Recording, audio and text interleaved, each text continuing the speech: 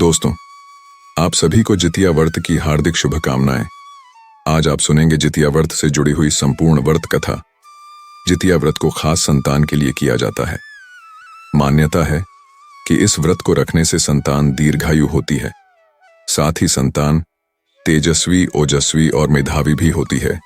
शास्त्रों के मुताबिक जो महिला जितिया व्रत रखती है, उसकी संतान की रक्षा स्वयं भगवान श्री कृष्ण करते।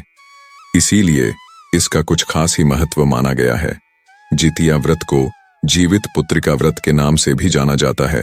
पूर्वांचल में मनाया जाने वाला जितिया पर्व बहुत ही महत्वपूर्ण माना गया है। कहा जाता है कि इस व्रत का रिश्ता महाभारत काल से। पौराणिक कथाओं के अनुसार जब महाभारत के युद्ध के दौरान अश्वत्थामा ने अभिमन्यु की पत्नी उत्तरा के गर्भ में पल रही संतान को मार दिया था, तो श्री कृष्ण भगवान ने अपनी शक्तियों से एक बार फिर से उसे जीवित कर दिया। जन्म के बाद इस पुत्र का नाम जीवित पुत्रिका रखा गया। माना जाता है कि इसी के बाद से जितिया यानी कि जीवित पुत्री का व्रत रखने की परंपरा शुरू हुई थी। हर साल जीवित पुत्री का व्रत अश्विन माह के कृष्ण पक्ष की अष्टमी तिथि के दिन रखा जाता है। इस दिन पितृपक्ष की अष्टमी तिथि का श्राद्ध भी किया जाएगा। इस व्रत में भगवान श्री गणेश, माता पार्वती और शिवजी की पूजा की जाती है। वैसे तो इस व्रत की पूजा प्रदोष काल में की जाती है, लेकिन आप किसी कारणवश पहले करना चाहते हैं तो ध्यान रखें कि राहु काल का समय ना हो। जब भी आप पूजा करें तो श्रद्धा भाव से कथा अवश्य सुने, क्योंकि व्रत कथा सुने बिना हमारा कोई भी व्रत हो वह पूरा नहीं होता और ना ही हमें उसका पुण्य फल मिलता है। तो आइए आप सभी के मंगल जीवन की कामना करते हुए जितिया व्रत की कथा की शुरुआत करते हैं। एक बार गणेश जी महाराज एक सेठ के खेत में से जा रहे थे, तो उन्होंने 12 दाने अनाज के तोड़ लिए। अचानक फिर गणेश जी के मन में आया कि मैंने तो सेठ जी के यहाँ चोरी कर ली, और वह पछतावा करने लगे और सोचने लगे कि मुझसे यह पाप हो गया, अब मैं क्या करूं। तो सोचते सोचते गणेश जी ने कहा कि चलो मैं सेठ जी के यहाँ 12 साल नौकरी पर रह जाता हूं, मेरे पाप कम हो जाएंगे। यह सोचकर गणेश जी एक बालक का रूप धारण करके सेठ जी के घर चले गए और कहने लगे कि मुझे कोई काम पर रख लो। तो सेठ जी को जरूरत थी और उन्होंने काम पर रख लिया। एक दिन सेठानी जी राख से हाथ धो रही थी, तो गणेश जी ने सेठानी जी का हाथ पकड़कर मिट्टी से धुला दिया। सेठानी सेठ जी के पास गई और बोली कि ऐसा नौकर रखा है, नौकर होकर मेरा हाथ पकड़ लिया। तो गणेश जी को बुलाकर सेठ जी ने कहा कि क्यों भाई, तूने ऐसा क्यों किया, सेठानी का हाथ क्यों पकड़ा। तुरंत गणेश जी ने कहा कि मैंने तो एक सीख की बात बताई है कि राख से हाथ धोने से घर की लक्ष्मी नाराज होकर चली जाती है और मिट्टी से हाथ धोए तो लक्ष्मी लौट कर आती है। तो सेठ जी ने कहा कि गणेश जी है तो सच्चा। ऐसा करते करते कई दिन बीत गए। थोड़े दिनों बाद कुंभ का मेला आया। सेठ जी ने कहा कि मुझे तो टाइम नहीं है, गणेश तू सेठानी को कुंभ के मेले में स्नान करवा के ले आओ। तो गणेश जी सेठानी को लेकर कुंभ के मेले में चले गए। तो वहां जाकर सेठानी तो किनारे पर बैठकर थोड़ा थोड़ा पानी डालकर नहा रही थी। तो गणेश जी ने उसका हाथ पकड़ा और आगे ले जाकर डुबकी लगवाकर वापस ले आए। तो घर आकर सेठानी ने सेठ से कहा कि गणेश जी ने तो मेरी इज्जत नहीं रखी, इतने सारे लोग थे, उनके बीच में मुझे घसीट कर पानी में आगे ले गया। तो सेठ जी ने फिर गणेश जी को बुलाया और बोले, भाई तूने ऐसा क्यों किया। तो गणेश जी ने कहा कि सेठानी जी तो गंदे पानी से किनारे पर बैठकर नहा रही थी, तो मैं तो आगे ले जाकर अच्छे पानी में डुबकी लगवाकर लाया हूं। इससे अगले जन्म में बहुत बड़े राजा और राजपाठ मिलेंगे। तो सेठ जी ने सोचा कि गणेश जी है तो सच्चा। एक दिन सेठ जी के घर में पूजा पाठ हो रही थी, हवन हो रहा था। तो सेठ जी हवन पर बैठे थे और गणेश जी को कहा कि जाओ सेठानी को बुलाकर लाओ। तो जैसे ही गणेश जी सेठानी को बुलाने अंदर गए, तो सेठानी तो काली चुनरी ओढ़कर तैयार होकर गणेश जी के साथ चलने लगी। तो गणेश जी ने उस चुनरी को उतार कर फाड़ दिया और कहा कि लाल रंग की चुनरी ओढ़ के चलो। तो सेठानी नाराज होकर सो गई। उधर हवन पर बैठे हुए सेठ जी सेठानी का इंतजार कर रहे थे। काफी देर हो चुकी थी, सेठानी जी बाहर नहीं आए। तो सेठ जी उठकर स्वयं अंदर गए, तो देखा तो सेठानी जी सो रही थी। तो सेठ जी ने कहा कि क्या बात है। तो सेठानी बोली कि आज तो गणेश जी ने हद कर दी, मेरी चुनरी फाड़ दी। तो सेठ जी ने गणेश जी को बुलाकर बहुत डांटा और कहा कि तुम बहुत बदमाशी करते हो, तो गणेश जी ने कहा कि पूजा पाठ में काले रंग का वस्त्र नहीं पहनते, इसलिए मैंने तो सिर्फ लाल वस्त्र पहनने के लिए बोला था। काला वस्त्र पहनने से कोई भी शुभ काम सफल नहीं होता। तो फिर सेठ जी ने सोचा कि गणेश जी हैं तो समझदार।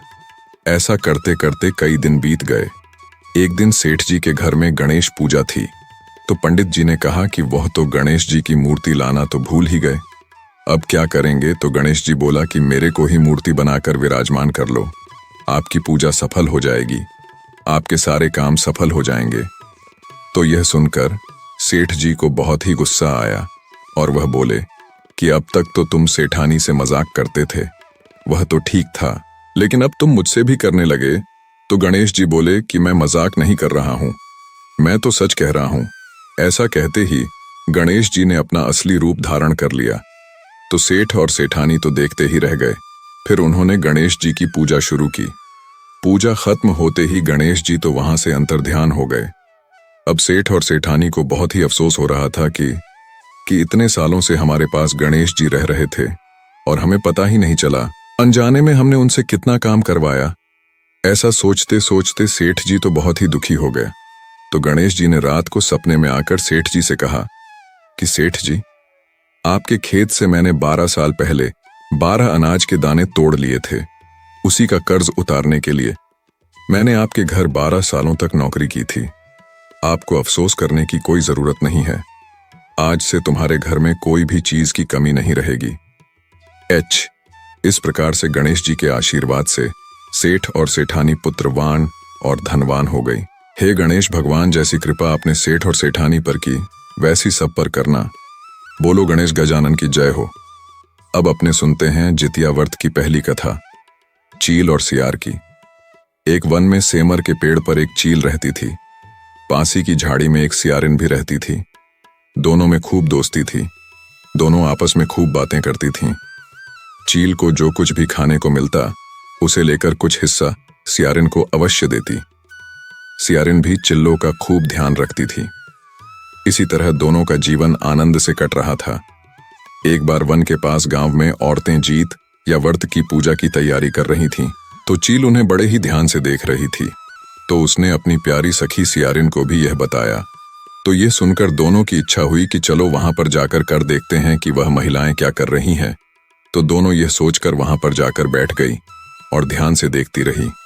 उन महिलाओं ने कैसे पूजा पाठ की और उसके बाद में व्रत कथा कही, और सारी पूजा पाठ को उन दोनों ने बड़ी ही गौर से श्रद्धापूर्वक देखा और सुना। बाद में उन दोनों ने निश्चय किया कि हम भी यह व्रत करेंगे। तो यह निश्चय करके सियारिन और चील ने व्रत रख लिया। बड़ी निष्ठा और लगन से दोनों ने व्रत रखा। दिन भर भूखे प्यासे मंगल कामना करती हुई सारा दिन गुजार दिया। मगर रात होते ही सियारिन को तो भूख लग गई। जब उसे भूख बर्दाश्त नहीं हुई, तो वह जंगल में जाकर मांस और हड्डी खाने लगी। जैसे ही वह हड्डी चबा रही थी, तो कड़कड़ की आवाज हुई। तो चील ने पूछा कि सियारिन, ये कड़कड़ की आवाज कहां से आ रही है? तो सियारिन ने कहा कि बहन, मेरा तो भूख के मारे पेट गुड़गुड़ा रहा है। लेकिन चील को पता चल गया था। उसने सियारिन को खूब डांटा कि जब व्रत हो नहीं सकता था तो संकल्प क्यों लिया, और अगर व्रत का संकल्प ले लिया है तो एक रात में क्या बिगड़ जाता। तो चील की बात सुनकर सियारिन लजा गई और चील से माफी मांगने लगी। पर उसका तो व्रत भंग हो चुका था, माफी मांगने का क्या फायदा। चील ने तो रात भर भूखे रहकर अपने व्रत को श्रद्धापूर्वक पूरा किया, और फिर वह पूरी श्रद्धा से हर वर्ष जितिया व्रत को करती थी। दूसरे जन्म में दोनों मनुष्य रूप में राजकुमारी बनकर एक ही घर में जन्म लिया। सियारिन तो बड़ी बहन बनी और चील उसकी छोटी बहन बनी। समय के साथ दोनों बड़ी हो गई, तो सियारिन की शादी राजकुमार से हो गई, और छोटी बहन जो चील थी, उसकी शादी राज्य के मंत्री पुत्र से हो गई। समय बीतने पर दोनों राजा और मंत्री बने सियारनी को जब भी बच्चा होता, तो होते ही मृत्यु को प्राप्त हो जाता, और उसकी छोटी बहन के बच्चा होता तो वह बहुत ही हट्टा कट्टा और तंदुरुस्त होता। तो बड़ी बहन बार बार अपने बच्चों को खोने के दुख से बहुत ही दुखी रहने लगी, और साथ ही अपनी छोटी बहन से ईर्ष्या भी रखने लगी। एक बार उसने अपनी छोटी बहन के बच्चों के सर कटवाकर एक डिब्बे में बंद कर दिए, और बहुत ही खुश हुई कि मेरे जैसे ही मेरी छोटी बहन हो गई है। लेकिन क्या देखती है कि थोड़ी ही देर बाद में उसकी छोटी बहन के बच्चे मामा करते हुए दौड़ते हुए आते हैं, तो यह देखकर वह आश्चर्यचकित हो उठती है और जाकर जिस डब्बे में उनके सर काटकर बंद किया था उस डिब्बे को खोलकर देखती है तो आश्चर्यचकित हो उठती है, क्योंकि उस डिब्बों में बहन के बच्चों के सर नहीं बल्कि मिठाई पड़ी थी। तो उसने कई बार और प्रयत्न किए बहन के बच्चों को मारने की कोशिश करती, कभी उसके पति को मारने की कोशिश करती, पर वह कभी भी सफल नहीं हुई। समय बीतता गया, वह इस तरह की कोशिश करते करते हार चुकी थी। तो एक दिन उसने देखा कि उसकी छोटी बहन सज धज कर पूजा की थाली लेकर कहीं जा रही थी। तो उसने पूछा कि तुम कहाँ जा रही हो? तो उसने बताया कि मेरा आज जितिया व्रत है। तो यह सुनकर उसकी बड़ी बहन बोली कि यह व्रत तुम क्यों रखती हो, इसके रखने से क्या फल मिलता है? तब वह बोली कि बहन, इस व्रत को करने से निसंतान को संतान की प्राप्ति होती है, और जिनके संतान है उन्हें आरोग्य जीवन और लंबी उम्र का आशीर्वाद मिलता है। भगवान श्री कृष्ण उनके बच्चों की रक्षा करते हैं। इस तरह व्रत का महत्व बताते हुए वह अपनी बड़ी बहन से बोली कि बहन, मैं तो कहती हूं कि तुम भी जितिया व्रत करो, तुम्हारी गोद अवश्य हरी हो जाएगी। तो अपनी छोटी बहन के मुख से ऐसी बात सुनकर उसे अपनी भूल का आभास हो गया कि जो मेरी सुनी गोद की परवाह करती है, मैं उसी की गोद को उजाड़ने पर तुली हूं। वह हाथ जोड़कर रोकर अपनी बहन से माफी मांगने लगी, तो उसकी छोटी बहन ने उसे माफ कर दिया और उसे अपने साथ पूजा करने के लिए ले गई और वहां जाकर जितिया व्रत की विधि विधान से पूजा की और व्रत रखवाया। व्रत कथा सुनी। व्रत के प्रभाव से रानी ने 9वें महीने बहुत ही सुंदर पुत्र को जन्म दिया।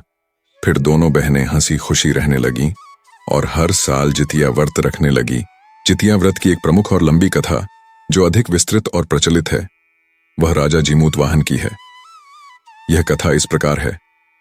प्राचीन काल में एक धर्मात्मा राजा हुआ करते थे जिनका नाम जीमूतवाहन था। वे बहुत ही दयालु, विनम्र और धर्मपरायण थे। राजा जीमूतवाहन का हृदय अत्यंत कोमल था और वे अपने राज्य की प्रजा का बहुत ध्यान रखते थे। उनके राज्य में कोई भी दुखी या भूखा नहीं रहता था। समय बीतने के साथ उन्होंने अपना राज्य अपने भाइयों को सौंप दिया और स्वयं वन में तपस्या करने चले गए। एक दिन जब वे वन में विचरण कर रहे थे तब उन्हें एक वृद्धा स्त्री बहुत दुखी अवस्था में दिखाई दी। जीमूतवाहन ने उस वृद्धा से उसकी व्यथा पूछी। वृद्धा ने बताया कि वह नागवंश से संबंधित है और हर साल उनके कुल का एक सदस्य गरुड़ को बलि के रूप में दिया जाता है। इस वर्ष उसके पुत्र को गरुड़ को बलि के रूप में चढ़ाया जाना था। यह सुनकर जीमूतवाहन का हृदय करुणा से भर गया और उन्होंने उस वृद्धा के पुत्र को बचाने का निर्णय किया। जीमूतवाहन ने वृद्धा से कहा कि वह उसके पुत्र की जगह स्वयं गरुड़ को बलि देने जाएंगे। वृद्धा ने उन्हें रोकने की बहुत कोशिश की, लेकिन जीमूतवाहन अपने संकल्प पर अडिग रहे। अगले दिन जीमूतवाहन ने गरुड़ के लिए बलिस्थल पर जाकर लेट गए। जब गरुड़ आया तो उसने बिना देखे ही जीमूतवाहन को पकड़ लिया और आकाश में उड़ गया। गरुड़ को लगा कि वह नागवंश के किसी सदस्य को पकड़कर ले जा रहा है, लेकिन जैसे ही उसने जीमूतवाहन के धैर्य और बिना किसी विरोध के सहनशीलता को देखा, वह चकित हो गया। गरुड़ ने जीमूतवाहन से पूछा कि वह कौन है और इस तरह बिना विरोध किए क्यों अपनी बलि दे रहे हैं। जीमूतवाहन ने गरुड़ को सारा सत्य बताया कि वह किसी नागवंशी को बचाने के लिए अपनी बलि दे रहे हैं। यह सुनकर गरुड़ को अत्यधिक दया और आभार हुआ। उसने जीमूतवाहन की प्रशंसा की और वचन दिया कि वह भविष्य में कभी भी नागवंशियों को कष्ट नहीं देगा और न ही किसी नाग को बलि के रूप में मांगेगा। गरुड़ ने जीमूतवाहन को आशीर्वाद दिया और उन्हें सकुशल वापस लाया। इसके बाद नागवंश पर से बलि देने की यह प्रथा समाप्त हो गई और जीमूतवाहन की दया, त्याग और साहस के कारण वे अमर हो गए। इस घटना के बाद से जितिया व्रत की प्रथा शुरू हुई, जिसे माताएं अपने बच्चों की लंबी आयु और उनके कल्याण के लिए करती हैं। इस कथा के अनुसार जितिया व्रत का महत्व इस बात में निहित है कि यह व्रत न केवल संतान की सुरक्षा के लिए किया जाता है, बल्कि यह भी सिखाता है कि दूसरों के प्रति करुणा, त्याग और सहानुभूति से बड़ा कोई धर्म नहीं है। जितिया व्रत की एक और अलग कथा इस प्रकार है, जो वीरता, बलिदान और मातृत्व के महत्व को उजागर करती है। प्राचीन काल में एक राजा हुआ करते थे जिनका नाम शालिवाहन था। वह एक धर्मनिष्ठ और न्यायप्रिय राजा थे। उनके राज्य में सभी लोग सुखी और समृद्ध थे। राजा की एक रानी थी जिसका नाम विजयलक्ष्मी था, जो बहुत ही धार्मिक और समर्पित पत्नी थी। राजा और रानी की कोई संतान नहीं थी और यही उनका सबसे बड़ा दुख था। विजयलक्ष्मी ने कई वर्षों तक कठिन तपस्या की और अंततः उन्हें एक तपस्वी ने आशीर्वाद दिया कि उन्हें एक वीर पुत्र की प्राप्ति होगी, लेकिन एक शर्त के साथ। उनका पुत्र केवल तभी लंबी आयु प्राप्त करेगा जब रानी नियमित रूप से जितिया व्रत करेंगी और पूरी निष्ठा के साथ इस व्रत का पालन करेंगी। कुछ समय बाद विजयलक्ष्मी को एक पुत्र प्राप्त हुआ जिसका नाम विजय सिंह रखा गया। वह बालक अत्यंत तेजस्वी, बलशाली और बुद्धिमान था। पूरे राज्य में उसकी वीरता और ज्ञान की चर्चा होने लगी। रानी विजयलक्ष्मी ने अपनी संतान की रक्षा और लंबी आयु के लिए हर साल जितिया व्रत करना शुरू कर दिया। समय बीतता गया और विजय सिंह बड़ा होकर एक पराक्रमी योद्धा बन गया। एक दिन पड़ोसी राज्य के शत्रु राजा ने उनके राज्य पर आक्रमण कर दिया। विजय सिंह ने अपने पिता के साथ मिलकर युद्ध में भाग लिया। युद्ध बहुत भीषण था और विजय सिंह ने शत्रुओं के कई योद्धाओं को पराजित किया। लेकिन अचानक शत्रु के राजा ने छल का सहारा लिया और विजय सिंह पर घातक वार किया। विजय सिंह गंभीर रूप से घायल हो गया और युद्ध भूमि में गिर पड़ा। यह समाचार सुनकर रानी विजयलक्ष्मी अत्यंत व्याकुल हो गईं। उन्होंने तुरंत ही जितिया व्रत का स्मरण किया और पूरी निष्ठा से प्रार्थना की कि उनके पुत्र की जान बच जाए। उन्होंने भगवान जीमूत वाहन से अपनी संतान की रक्षा के लिए विनती की, क्योंकि उन्होंने हर साल पूरी श्रद्धा के साथ जितिया व्रत का पालन किया था। उनकी इस प्रार्थना और व्रत के प्रभाव से एक अद्भुत चमत्कार हुआ। विजय सिंह के घाव स्वतः ही भरने लगे और वह युद्ध भूमि में पुनः खड़ा हो गया। उसकी वीरता से शत्रु सेना भयभीत होकर भाग गई और विजय सिंह ने युद्ध में विजय प्राप्त की। इस प्रकार जितिया व्रत के पुण्य प्रभाव से रानी विजयलक्ष्मी का पुत्र सुरक्षित रहा और उन्होंने लंबी आयु प्राप्त की। इसके बाद रानी ने राज्य की सभी माताओं को इस व्रत की महिमा बताई और इसे करने के लिए प्रेरित किया, ताकि वे भी अपनी संतान की रक्षा और दीर्घायु के लिए इस व्रत का पालन कर सकें। यह कथा माताओं को यह सिखाती है कि संतान की रक्षा और सुख समृद्धि के लिए माता का संकल्प और धर्म पालन अत्यधिक महत्वपूर्ण है। जितिया व्रत की एक भावुक कथा है जो मातृत्व के बलिदान और संतान के प्रति मां के अटूट प्रेम को दर्शाती है। यह कथा इस प्रकार है। बहुत समय पहले एक छोटे से गांव में लीला नाम की एक निर्धन स्त्री अपने छोटे बेटे माधव के साथ रहती थी। लीला का पति एक दुर्घटना में बहुत पहले ही गुजर चुका था और वह अकेली ही अपने बेटे की परवरिश कर रही थी। उनके पास धन संपत्ति तो नहीं थी, लेकिन लीला का माधव ही उसका जीवन था। वह उसे हर कठिनाई से बचाकर रखना चाहती थी और उसकी लंबी आयु के लिए भगवान से प्रार्थना करती थी। गांव की दूसरी स्त्रियों से लीला को जितिया व्रत के बारे में पता चला। उसे बताया गया कि इस व्रत का पालन करने से संतान की लंबी आयु और सुरक्षा का आशीर्वाद मिलता है। लीला ने भी इस व्रत को करने का निश्चय किया, लेकिन इस व्रत में कठिन तपस्या और उपवास का पालन करना होता था। निर्धनता और शारीरिक कमजोरी के बावजूद लीला ने अपनी संतान की सुरक्षा के लिए दृढ़ संकल्प लिया कि वह हर साल यह व्रत करेगी। एक वर्ष जब जितिया व्रत का समय आया तो लीला बहुत बीमार हो गई। शरीर में ताकत नहीं थी, लेकिन उसने अपने व्रत को तोड़ने का विचार भी नहीं किया। उसने यह ठान लिया कि चाहे कुछ भी हो, वह यह व्रत अपनी संतान की भलाई के लिए पूरा करेगी। 3 दिन के कठिन उपवास के बाद लीला की स्थिति और भी खराब हो गई।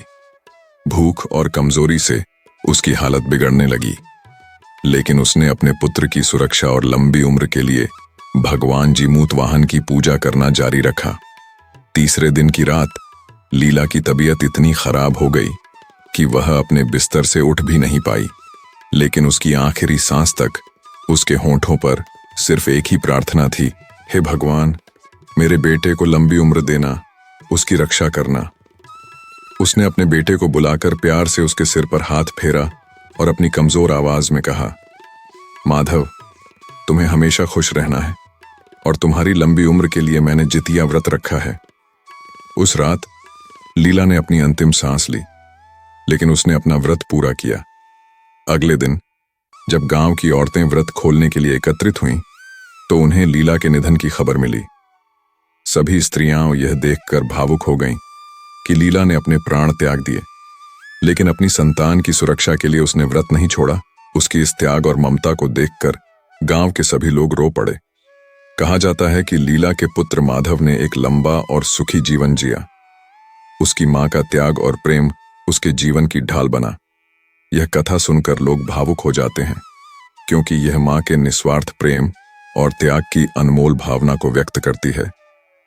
जितिया व्रत न केवल संतान की लंबी आयु का प्रतीक है, बल्कि यह इस बात का प्रतीक भी है कि एक मां अपने बच्चे की भलाई के लिए कितना बड़ा बलिदान कर सकती है। जितिया व्रत की एक और भावुक कथा इस प्रकार है।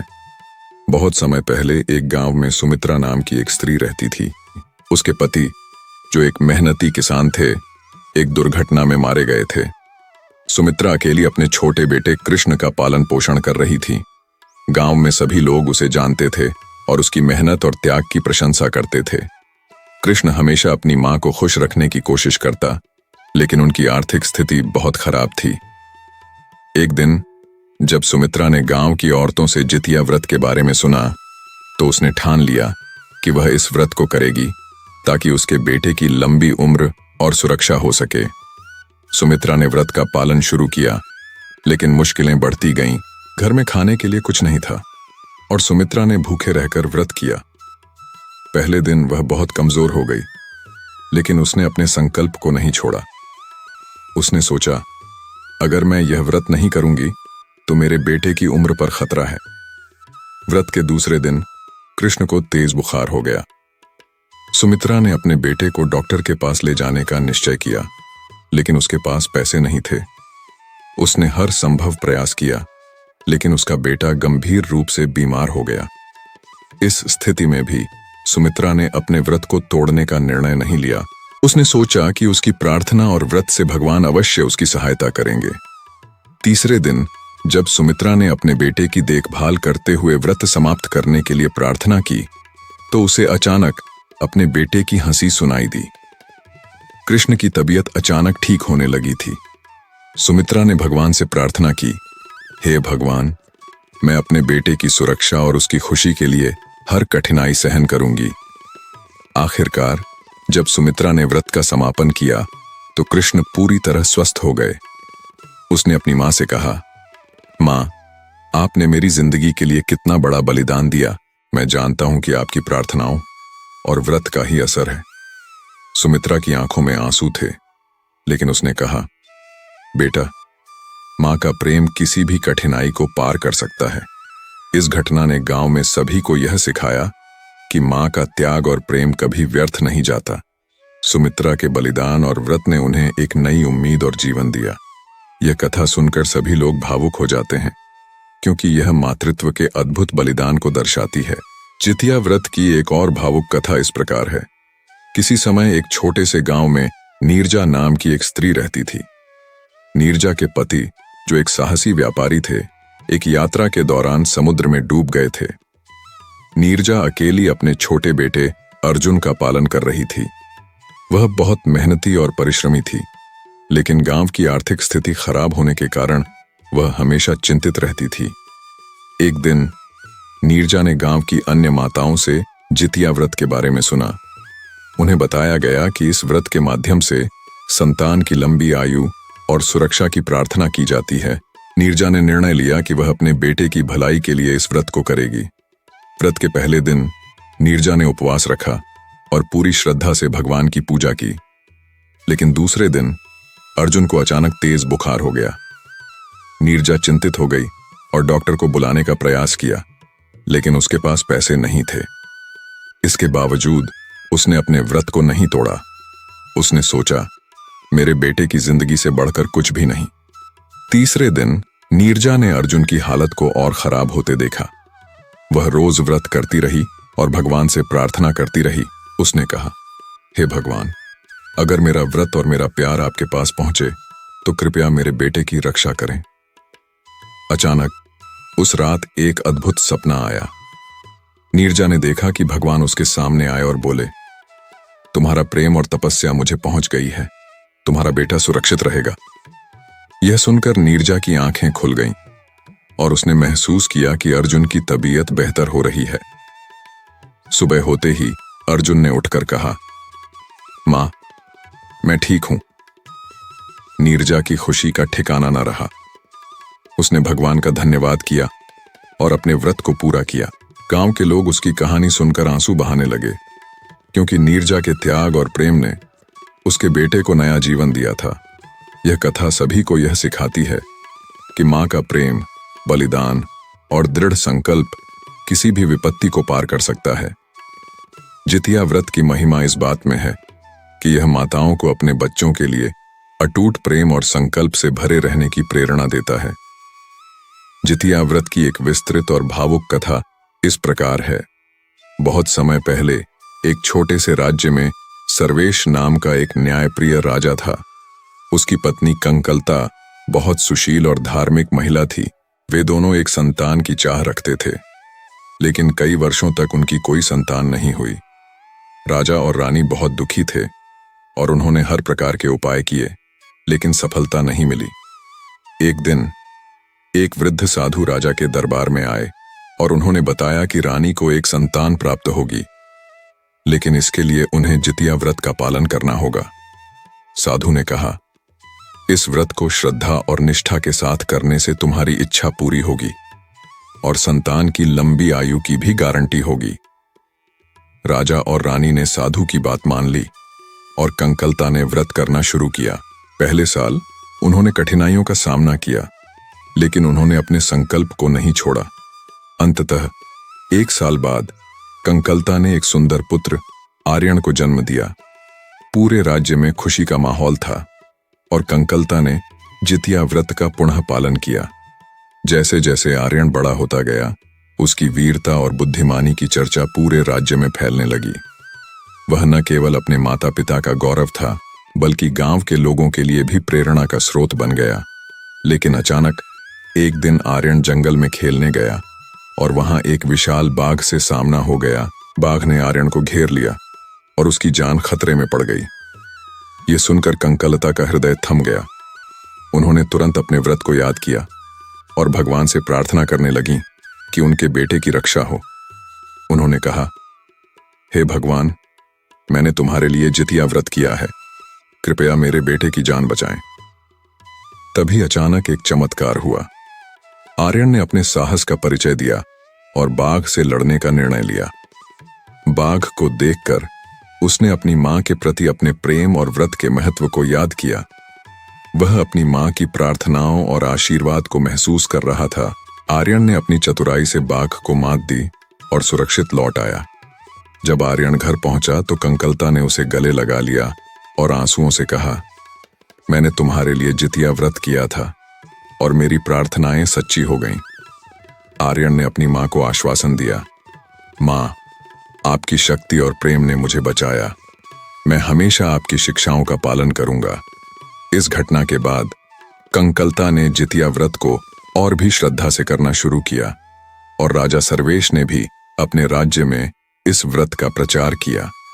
धीरे धीरे सभी माताएं इस व्रत को करने लगीं ताकि उनके बच्चों की लंबी आयु और सुख समृद्धि की कामना पूरी हो सके। इस कथा से यह सीखने को मिलता है कि एक मां का प्रेम, उसकी प्रार्थना और उसकी श्रद्धा का फल हमेशा मीठा होता है। जितिया व्रत केवल एक धार्मिक क्रिया नहीं है, बल्कि यह माताओं की ताकत और उनके बच्चों के प्रति अटूट प्रेम का प्रतीक है। जितिया व्रत की एक अनोखी और दिलचस्प कथा इस प्रकार है। बहुत समय पहले एक छोटे से गांव में गोपाल नाम का एक किसान रहता था। गोपाल की पत्नी सुमिता बहुत धर्मपरायण और बुद्धिमान थी। उनके 3 बेटे थे, लेकिन एक अजीब समस्या थी। सभी बेटे हमेशा बीमार रहते थे और उनकी उम्र भी छोटी हो गई। गोपाल और सुमिता इस चिंता में बहुत दुखी थे। एक दिन गांव में एक साधु आए। उन्होंने सुमिता से कहा, तुम्हें जितिया व्रत करना चाहिए। यह व्रत तुम्हारे बच्चों को स्वास्थ्य और लंबी उम्र देगा। सुमिता ने साधु की बात को ध्यान से सुना और निर्णय लिया कि वह इस व्रत को अपने बच्चों के लिए जरूर करेगी। सुमिता ने व्रत करना शुरू किया, लेकिन पहले साल का उपवास बहुत कठिन था। उसे कई बार भूख लगी और कमजोरी महसूस हुई, लेकिन उसने अपने संकल्प को नहीं तोड़ा। वह दिन रात अपने बच्चों की सेहत के लिए प्रार्थना करती रही। व्रत के अंत में उसने भगवान से कहा, यदि मेरे बच्चों को स्वास्थ्य और लंबी उम्र मिले तो मैं हर साल यह व्रत करूंगी। व्रत के बाद धीरे धीरे गोपाल के बच्चों की सेहत में सुधार होने लगा। उन्हें जो बीमारियां थीं वे ठीक होने लगीं। सभी को आश्चर्य हुआ और गांव के लोग सुमिता के व्रत की चर्चा करने लगे। दूसरे साल सुमिता ने फिर से व्रत किया और इस बार उसने अपने बच्चों के साथ साथ गांव की अन्य माताओं को भी प्रेरित किया। एक दिन गांव में एक बड़ा संकट आ गया। एक भयंकर बाढ़ आई और गांव में सब कुछ बर्बाद हो गया। गोपाल और सुमिता के घर में भी पानी भर गया। उन्होंने अपने बच्चों को सुरक्षित रखने के लिए हर संभव प्रयास किया। सुमिता ने बच्चों को सुरक्षित स्थान पर ले जाकर फिर से भगवान से प्रार्थना की, हे भगवान, मेरे बच्चों को बचाना। अचानक जैसे ही सुमिता ने प्रार्थना की, भगवान ने उनकी सुन ली। बाढ़ का पानी अचानक घटने लगा और गांव को सुरक्षित रखने के लिए एक अद्भुत चमत्कार हुआ। सभी गांव वाले सुरक्षित हो गए और गांव को पुनर्जीवित करने में मदद मिली। सुमिता के प्रति भगवान की कृपा देखकर गांव के लोग उसके व्रत और श्रद्धा की प्रशंसा करने लगे। इस बार सुमिता ने सभी माताओं को जितिया व्रत करने के लिए प्रेरित किया, ताकि वे भी अपने बच्चों की सुरक्षा और स्वास्थ्य के लिए प्रार्थना कर सकें। इस अनोखी कथा से यह संदेश मिलता है कि माताओं का प्रेम और उनकी प्रार्थनाएं हर मुश्किल में मदद कर सकती हैं। जितिया व्रत केवल संतान की लंबी आयु के लिए नहीं, बल्कि उनके सुरक्षित जीवन के लिए भी महत्वपूर्ण है। दोस्तों, इस वीडियो में बस इतना ही। मिलते हैं अगली वीडियो में। अगर आपको यह वीडियो पसंद आया होगा तो हमारे वीडियो को एक लाइक और चैनल को सब्सक्राइब करके ऑल नोटिफिकेशन दबा ले। मिलते हैं अगली वीडियो में। आपका दिन शुभ हो। धन्यवाद।